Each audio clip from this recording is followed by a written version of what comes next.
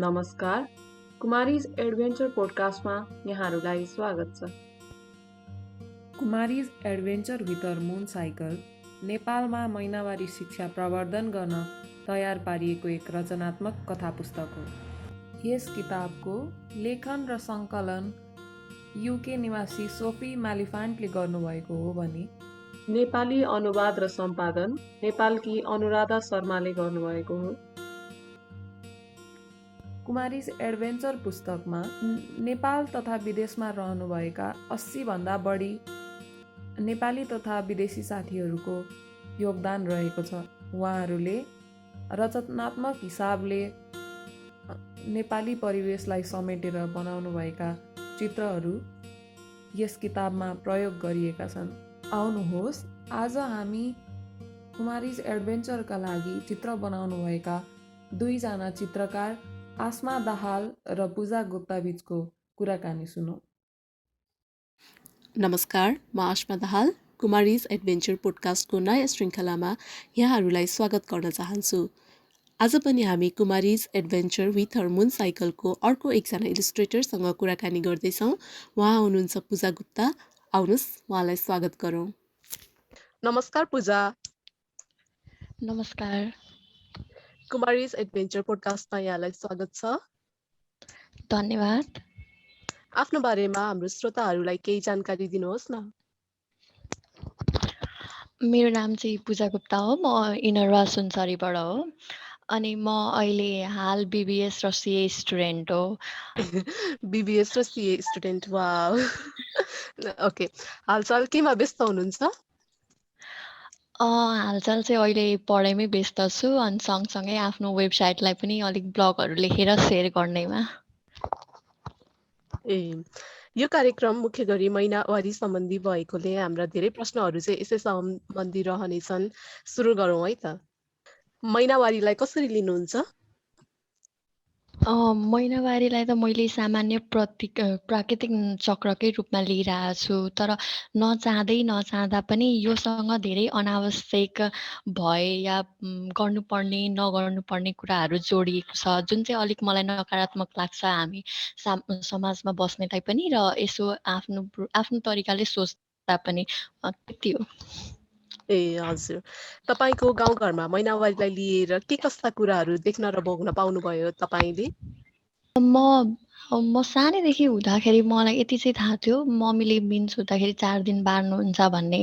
अनि त्योभन्दा बाहेक चाहिँ मलाई केही थाहा थिएन। त्यसको प्रोसेस, त्यसको नेचुरल कुराहरू यति मात्र हो कि हामीले पूजा कोठा छिर्नु हुँदैन, आफूभन्दा ठुलालाई छुनु हुँदैन, त्यस्तो भन्ने थाहा थियो। तर त्योभन्दा धेर चाहिँ गाउँघरमा पनि कहिले अब हामी सायद सहरतिर बसेर होला, त्यति धेरै कुरा पनि थाहा पाइएन।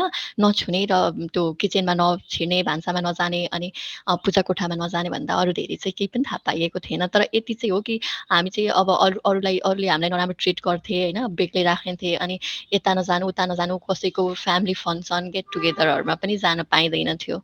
हामीले भोग्ने समस्याहरू प्रायः सबैको एउटै नै हुँदो रहेछ। ओके, तपाईँ महिनावारी हुँदा तपाईँ यस विषयमा जानकार हुनुहुन्थ्यो? अवश्य पनि थिइनँ, किनभने मलाई अझै पनि याद छ, म 7 क्लासमा थिएँ। अनि त्यतिखेर त्यो श्रावणको महिना थियो। बुबा चाहिँ बोलबम जानलाई पुरै रेडी हुनुहुन्थ्यो। अनि त्यतिखेर मम्मी चाहिँ अलरेडी हुनुहुन्थ्यो, पिरियड्समा हुनुहुन्थ्यो। अनि म बाबालाई खाना पकाएर, मम्मीले नपकाउने हुनु भएपछि मैले पकाएर अनि मैले सर्भहरू गरेर बाबालाई पठाएँ। अनि पठाइसकेपछि मेरो चाहिँ पेट चाहिँ बिहानदेखि दुखिरहेको थियो। तर मैले चाहिँ त्यो के हो भनेर एक्ज्याक्टली नोटिसै गरिनँ। अब सानै थियो, केही थाहा पनि थिएन। अनि त्यो अल अफ सडन मेरो चाहिँ त्यो प्यान्टमा ब्लड देखेर चाहिँ मैले थाहा पाएको। तर त्यो प्रोसेस चाहिँ मलाई केही पनि थाहा थिएन त्यतिखेर। ओके, तपाईँ स्कुल पढ्दाखेरि महिनावारी सम्बन्धी कक्षाहरू कसरी पढाइन्थ्यो? नर्मल नै थियो, थ्योरिटिकल क्लास हुन्थ्यो। थ्योरिटिकल भन्दा पनि पढाउने ती प्रक्रिया हो सबैको होइन।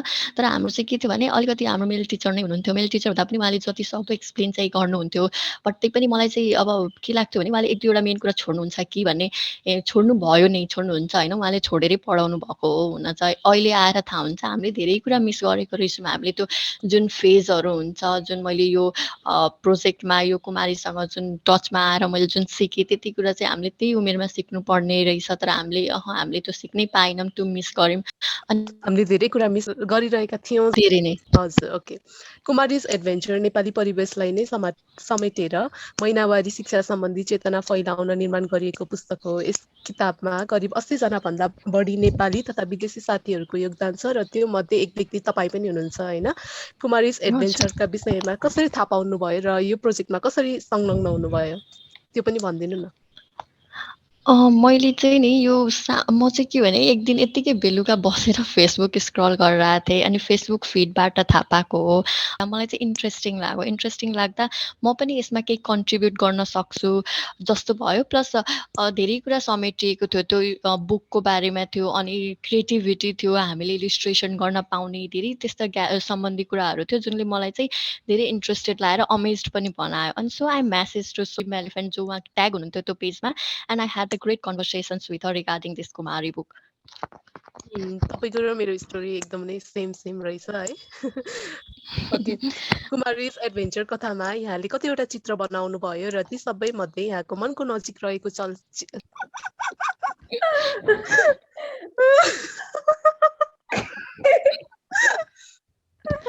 भयो क्या भयो। सरी, चित्र चाहिँ कुन हो र किन हो? चित्र त अब म काउन्ट गरेर एक्ज्याक्टली रिमेम्बर पनि छैन होइन, तर आई क्यान प्राउडली से कि मैले 10वटा भन्दा चाहिँ धेरै नै बनाएँ होइन। अनि त्यो चाहिँ खुसी पनि लाग्छ कि यति धेरै इन्भल्भमेन्ट त्यो बुकमा, त्यो प्रोजेक्टमा दिन पाएँ। अनि मेरो फेभरेट चाहिँ मैले फर्स्ट टाइम त्यो नेपालको फ्ल्याग त्यति पर्फेक्टली बनाएको हो। म सानैदेखि ड्रइङ स्टुडेन्ट पनि होइन, मेरो पासिङ मार्कभन्दा धेरै कहिले मार्क पनि आउँदैन थियो, तर त्यो दिन मैले जुन यो बुकसँग एसोसिएट भएर इलिस्ट्रेसन गर्न पाउँदा मेरो आफ्नो क्रिएटिभिटी लेभल पनि इम्प्रुभ भयो। अनि सँगसँगै के भयो भने मैले त्यो नेपालको फ्ल्याग अनि स्नोफ्लेक्स र जुन एउटा अटम लिप्स मैले बनाएको छु, त्यो 3टा चाहिँ मेरो अलिक धेरै नै फेभरेट हो। धेरै नै पर्फेक्टली बनाए जस्तो प्राउड फिल भएको थियो। हामीले पनि चाँडै नै त्यो पिक्चरहरू हेर्ने मौका पाउँछौँ है। ओके, यो किताबको निर्माण हुँदा हामीले धेरै व्यक्तिको आफ्नो कल्पना र धेरैको आफ्नै कथालाई पनि चित्रमा समेटेका छौँ। यस्तो किताब पढ्दा जो कसैको सृजनात्मकतालाई कस्तो योगदान पुग्ला जस्तो लाग्छ तपाईँलाई? यो किताब आफैमा सृजनात्मक छ यसो गरी हेर्दाखेरि भने, किनभने 80 भन्दा बढी नेपाली तथा विदेशी साथीभाइहरूसँगको योगदान भएर र एकदमै सामान्य शैलीमा तयार पारिएको, तर नलेजफुल भएर होला, एकदमै मन छुने छ। यही सृजनात्मक कला, क्रिएटिभिटी, जसलाई हामी क्रिएटिभिटी भन्छौँ, creativity is the reason that we have such a huge participation क्या। हामी ग्लोबली यति धेरै मास क्रिएटिभिटी नै हो।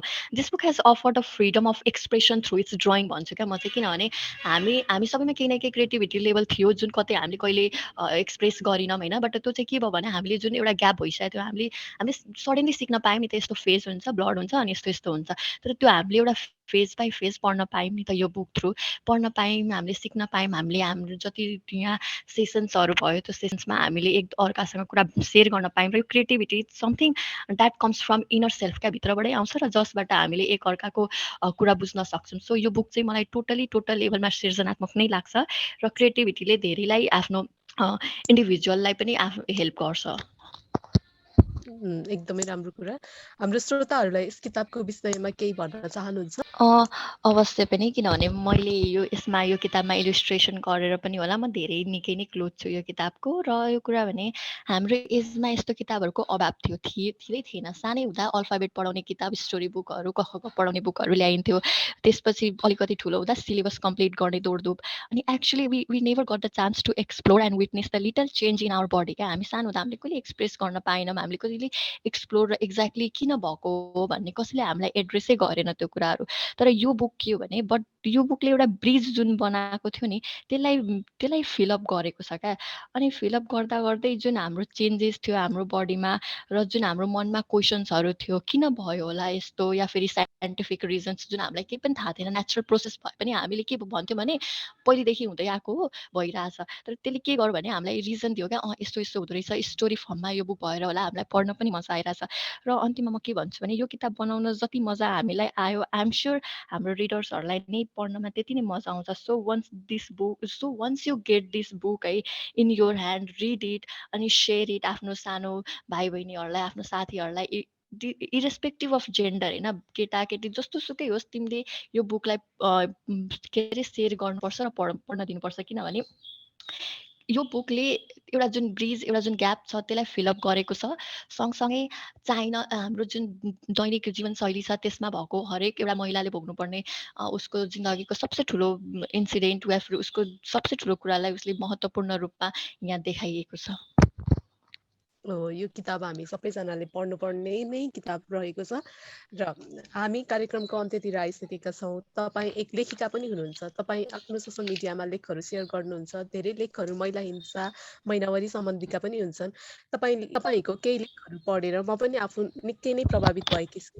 तपाईँलाई यी लेखहरू लेख्न के कुराले प्रेरित गर्दछ र अन्य के कस्ता इस्युहरूमा चाहिँ लेख्ने गर्नुभएको छ, यो पनि भनिदिनु। सायद प्रेरित भन्दा पनि यो चाहिँ के भने नि लेख्नु मन पराउनु हो क्या। सानैदेखि कलम चलाउने, सानैदेखि लेख्न जुन एउटा इन्ट्रेस्ट थियो, जुन हुन्छ नि मैले यसको बारेमा लेख्न सक्छु, चाहे त्यो आकाश होस्, चाहे फेरि जुन तारा, जेसुकै एउटा जुन इमेजिनरी वर्ल्ड हुन्छ त्यसले प्रेरित गरेको रह्यो। यो जुन मैले टपिकहरू फिमेल इस्युज भयो या फेरि मैले जेन्डर बेस्ड कुराहरूमा लेख्ने गरेछु, त्यो चाहिँ भनेको त्यसलाई चाहिँ त्यो लेख्नलाई प्रेरित गरेको भनेको मैले यो डेली बेसिसको डिफ्रेन्सेस क्या, मेरो घरमा होस् या फेरि मैले काम गर्ने अफिसमा होस्, त्यो जुन मैले भेदभाव देखाएको छु। I mean we see the difference around our places or wherever we visit क्या, the gender based roles plus the taboos, जुन ट्याबुज एसोसिएटेड विथ हिम ओर हर। केटा भएरै उसलाई धेरै प्रिभिलेज छ हाम्रो घरमा र केटी भयो जेन्डर बेस्डकै कुरामा।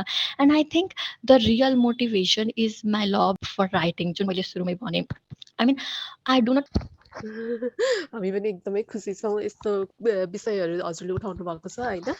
तपाईँको लेखहरू आउने बित्तिकै कहाँ गएर चाहिँ हामीले तपाईँको लेखहरू पढ्न सक्छौँ? मेरो जर्नी अफ pg.com हो। अनि यो चाहिँ जर्नी अफ पिजी भनेको मेरै नाम भइहाल्यो, पूजा गुप्ता। अनि जर्नी भनेको चाहिँ मेरो वेबसाइट। मैले अरू कुरा लेखेँ पनि मेरो चाहिँ प्रायोरिटी भनेको मैले आफ्नो एक्सपिरियन्स, आफूले भोगेको कुराहरू, आफूले जेन्डर बेस्ड डिफ्रेन्सेस या फेरि मलाई लागेको मनको कुराहरू लेख्ने भएकाले मैले यसलाई जर्नी अफ पिजी राखेको हो। अनि otherwise you can follow me on my Instagram or Facebook page, त्यहाँ चाहिँ म अपडेट भइरहेको हुन्छु। ओके, हुन्छ। जाँदै हाम्रो श्रोताहरूलाई केही भन्न चाहनुहुन्छ? There is a lot to say actually, but the only thing right now is keep loving, living and sharing. यो थीम चाहिँ म फलो नै गर्छु। मैले आफ्नो वेबसाइटमा पनि यो प्राय मेन्सन गर्छु, किनभने हामीलाई सानैदेखि अरूको लागि बाँच्न, हामी गिभर हौँ। स्पेसली हामी फिमेल भएपछि हामीले फ्यामिली, हामीले आफ्नो हस्बेन्ड धेरै कुरा केयर गर्नुपर्छ भन्ने सिकाइन्छ क्या। तर आफ्नो लागि तिमी आफ्नोलाई पनि पहिले चिन, त्यसपछि अरूलाई चिनाउनुपर्छ भन्ने चाहिँ कहिले सिकाइँदैन नि त।